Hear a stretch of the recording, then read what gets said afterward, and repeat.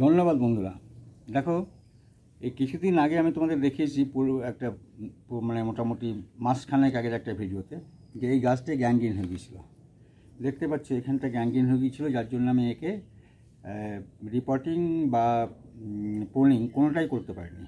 তো আমি আজকে এটা সেটা করবো, কারণ অলরেডি গাছটার দেখো এখানটা থেকে শিকড় বেরোতে লেগেছে। যেখানটায় আমি কেটে ফ্যাঙ্গাসাইড লাগিয়ে দিয়েছিলাম সেই ওপর থেকে শিকড় বেরোচ্ছে, অর্থাৎ অলরেডি এটা ঠিক হয়ে গেছে, অর্থাৎ পচনটা ঠিক হয়ে গেছে। এবার আমি নিশ্চিন্তে গাছটাকে পুলিং করব। তো পুলিংয়ের আগে আমাকে একটু ঘাসগুলোকে তুলে দিতে হবে। এখানে নিচে যে ঘাসগুলো হয়েছে একটু ঘাসগুলো তুলে দিই, তারপরে আমি এটাকে একটু তুলে দেবো। মানে পুরো পটিং করছি না, বর্ষাকালে বেশি এর সময়ও নেই, কারণ এটা বেশি তোলাতুলি শিকড় কাটাকাটিটা ঠিক নয়, কারণ এখন এই সময়টা তো খুব খারাপ, মানে বিশেষ করে পচনটা হতে পারে, খুব গ্যাংগ্রিন হতে পারে খুব তাড়াতাড়ি স্বাভাবিকভাবেই। সেই জন্য আমি কি করব, এটাকে সম্পূর্ণভাবে তুলব না, কাটবো না, শুধু শিকড়টাকে একটু কর্ডিক্সটাকে একটু তুলে দেবো।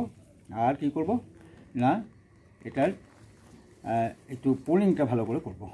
হার্ড পুলিং না করলে হবে না, কারণ একদম গাছটা লটকে যাচ্ছে, মানে পাতাগুলো শাখাগুলো দেখা একদম পুরো ঝুলে যাচ্ছে।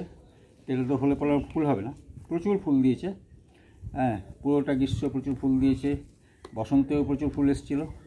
তো আমি এই মুহূর্তে এটাকে শুধু পুলিংটা করব আর একটু শিকড়টা মানে কর্ডিক্সটা তুলে দেবো। দেখো আমি পুলিংটা করছি কোথায় দেখে নাও। এটা কিন্তু আমার একদম পুরো স্যানিটাইজ করা একটা ছুরি, এখান থেকে আমি করছি। দেখো এরকমভাবে করছি, এটাকে এখান থেকে কাটছি, কেটে দিচ্ছি, কারণ না কাটলে আমি ফুল পাবো না, শাখা পাবো না, নতুন শাখা না হলে ফুলও দেবে না, যার জন্য আমাকে পুলিং করতেই হবে। তখন পারিনি, বললাম কারণটা। তো আমি সেটা আজকে করছি। তো তোমাদের দেখো ভিডিওটা মনোযোগ সহকারে কীভাবে করছি, কী লাগাবো এরপর। এই যে আমি ডালগুলো কেটে দিচ্ছি নির্মমভাবে, কিছু করার নেই, কাটতেই হবে। নির্মমতা একটু দরকার, গাছকে যেমন ভালোবাসবো তার তো সেরকম পরিচর্যাও দরকার, যার জন্য আমি এটা করতে বাধ্য হচ্ছি আর কি। হয়ে গেল, দেখো পুরোপুরি পুলিং হয়ে গেল, একদম পুরোটাই, পুরো পুলিং হয়ে গেছে, দেখতে পাচ্ছ। এরপর আমি কী করব, জাস্ট এর মধ্যে এই যেগুলো কাটলাম সেগুলোই আমি একটু আমার যে তোমার অ্যান্টিফ্যাঙ্গাস আছে, অ্যান্টিফ্যাঙ্গাসটা শেষ হয়ে গেছে, যার জন্য আমাকে বিকল্প আমার বাড়িতেই আছে, সেটা আমি লাগাবো। তো সেটা আমি লাগাচ্ছি, দেখো দেখতে থাকো। দেখো এটা হচ্ছে অ্যালোভেরা গাছের শাখা একটা। অ্যালোভেরা গাছের শাখা, তোমরা জানো যে অ্যালোভেরা গাছের যে জেলটা, এই জেলটা দুর্দান্ত কার্যকরী। অ্যালোভেরা জেলের অনেক ফাংশন আছে, তো আমাদের মানব শরীরেও আছে, গাছের তো বটেই। এটা হচ্ছে এই জেলটা অ্যান্টিফ্যাঙ্গাস, অর্থাৎ এই জেলটা দিলে সেখানে কোনো রকমভাবেই ছত্রাক আক্রমণ হবে না। এ দেখো দেখো দিয়ে দিচ্ছি লাগিয়ে, কিরকম জেল বেরোচ্ছে দেখছো, একদম টাটকা, এইমাত্র কাটলাম গাছ থেকে আমার। তো এটাকে লাগিয়ে দিচ্ছি। যে যে জায়গাগুলো আমি ওর পুলিংগুলোর আঘাত পেয়েছে, অর্থাৎ কেটেছি আমি যে ডালগুলো, সেগুলো ফুললে কিন্তু লাগিয়ে দিচ্ছি।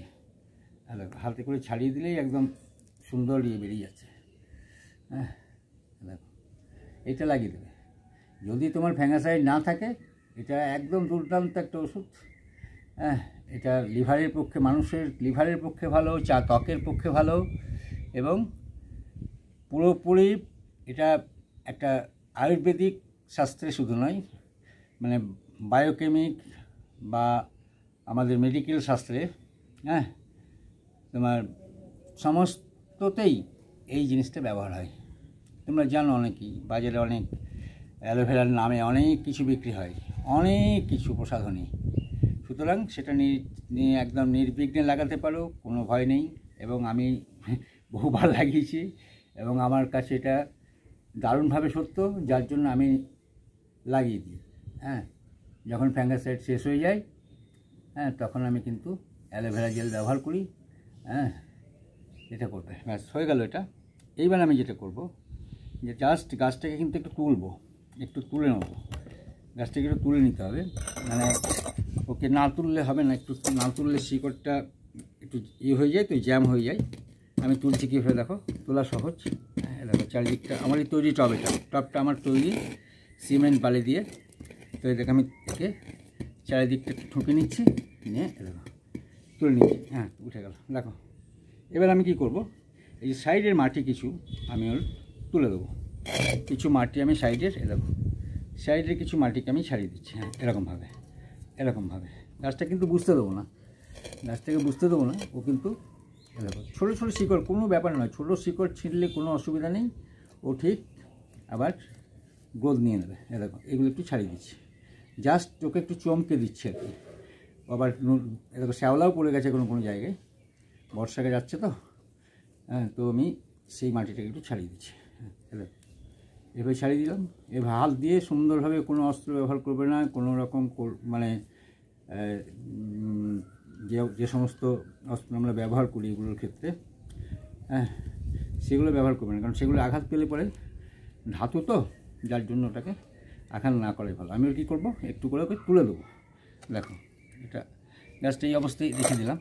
এবার এই যে মাটিটা আমি ছাড়ালাম, হ্যাঁ, এই মাটিটাকে আমি রেখে দিচ্ছি, এখানে রেখে দিচ্ছি, এটা রেখে দিচ্ছি।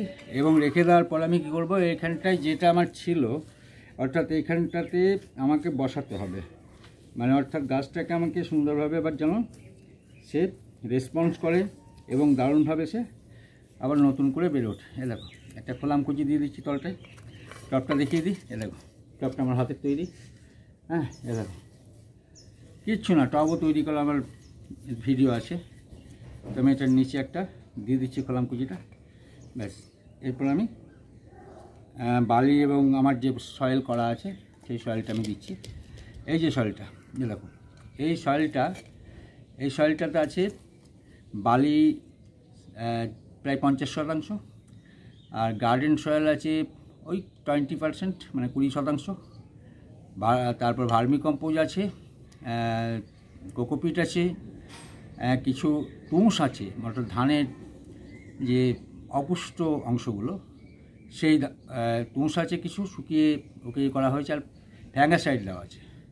এই সবগুলো দেওয়া আছে এই সয়েলটায়। এই সয়েলটা আমি দিয়ে দেবো। এই সয়েলটা দিয়ে আমি কি করব না, ওকে আবার পটিং করে দেবো যেমন ছিল। ও কিন্তু আর বুঝতে পারবে না, একদম বুঝতে পারবে না, একেবারে বুঝতে পারবে না, দেখো তোমরা দেখে নেবে, গাছটা কিন্তু কিচ্ছু বুঝতে পারবে না যে আমাকে চেঞ্জ করা হলো, অর্থাৎ জায়গা পরিবর্তন করা হলো, বা আমাকে একটু অত্যাচার করা হলো। হ্যাঁ, অত্যাচারটা বুঝতে পারবে, কারণ ডাল বেরোবে। হ্যাঁ, দিয়ে দিলাম মাটিটা। এই মাটিটার উপরে যে দেখো এই যেমন তৈরি করে যে মাটি, সেটা এখানে দিয়ে দিলাম। এরপরে আমি গাছটাকে বসাবো। আমি দেখে নিই আগে। হ্যাঁ, সমতল আছে, জাস্ট এরকমভাবে বসিয়ে দিলাম। এরকমভাবে বসিয়ে দিলাম, অর্থাৎ একটু উচ্চতাটা বাড়িয়ে দিলাম, হ্যাঁ, অর্থাৎ যা ছিল তার চেয়ে একটু উঁচু হয়ে গেল গাছটা। অথচ মানে প্রুনিং হলো, সবই হলো, কিন্তু ওকে একটু পরিবর্তন করলাম, অর্থাৎ চমকে দিলাম শাখা কেটে। এবং আরেকটা কি না, ওর যে গতিশক্তি, অর্থাৎ যে নিজের যে গতিতে বাড়ছিল, তার চেয়ে আরও তীব্র গতিতে বাড়বে। কারণটা কি না, যে সয়েলটা দিয়েছি, সয়েলটাতে তো প্রচুর পরিমাণে খাদ্য গুণ আছে ওর। সেই খাদ্যগুণটা পেয়ে যখনই যাবে, তখনই কিন্তু আবার দারুণ গতিতে, দুরন্ত গতি যেটাকে বলি, সেই গতিতেও কিন্তু বেড়ে যাবে। অর্থাৎ এর আর বাধা থাকবে না বাড়তে।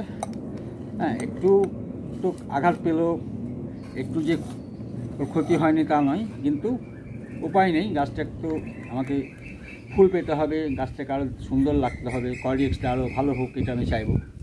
কলিক্সটা একটু ক্ষতি হয়ে গেছে, কারণ গ্যাংগ্রিন হয়ে গিয়েছিলো এই যে জায়গাটা, সেটাকে আমাকে পূরণ করতে হবে। তো আমি এটার জন্য একটু এই কাঠিটা ব্যবহার করি, যাতে যে জায়গাগুলো ফাঁক থাকবে, গ্যাপ থাকবে, সেগুলোই মানে মাটিটা চলে যাবে আর কি। যদিও জল দিলে পরে সমস্ত মাটি ভেতরে ঢুকে যাবে, হ্যাঁ, সমস্ত মাটি ভেতরে ঢুকবে, যার ফলে আমার কোনো অসুবিধা নেই গাছটার করতে। হ্যাঁ, আরও কিছু মাটি লাগবে এই জায়গাটায়, হ্যাঁ, এখানটা দিয়ে দিলাম একটু। হ্যাঁ, এরপরে যে জায়গাগুলো ফাঁক আছে অলরেডি, ওর যে জল দেবো যখন, সেই জলগুলো ওখানে গিয়ে গিয়ে অলরেডি ওর ফুল প্যাক হয়ে যায় মাটিতে, অর্থাৎ ওরা শিকড় ছাড়তে বা ওর বড়ো হতে বা ডাল বেরোতে কোনো প্রবলেম হবে না। তো বন্ধুরা, ভিডিওটা দেখলে, ভিডিওটা যদি তোমাদের ভালো লেগে থাকে অবশ্যই লাইক, কমেন্ট এবং সাবস্ক্রাইব করবে। হ্যাঁ, আর যারা নতুন বন্ধু আছো তারা অবশ্যই সাবস্ক্রাইব করবে নতুন নতুন ভিডিও দেখার জন্য, এবং পুরনো ভিডিওগুলো দেখবে, অনেক কিছু জানতে পারবে গাছ সম্পর্কে, ভ্যারাইটিস গাছ। তো তোমাদের বিশেষ করে অ্যাডিনিয়াম তো প্রচুর আমার ভিডিও করা আছে, তো সেগুলো দেখবে। দেখো গাছটাকে এবার এভাবে গাছটা কিন্তু বাড়বে, সুন্দরভাবে বাড়বে। তো তোমরা ভালো থেকো, অসংখ্য ধন্যবাদ তোমাদের।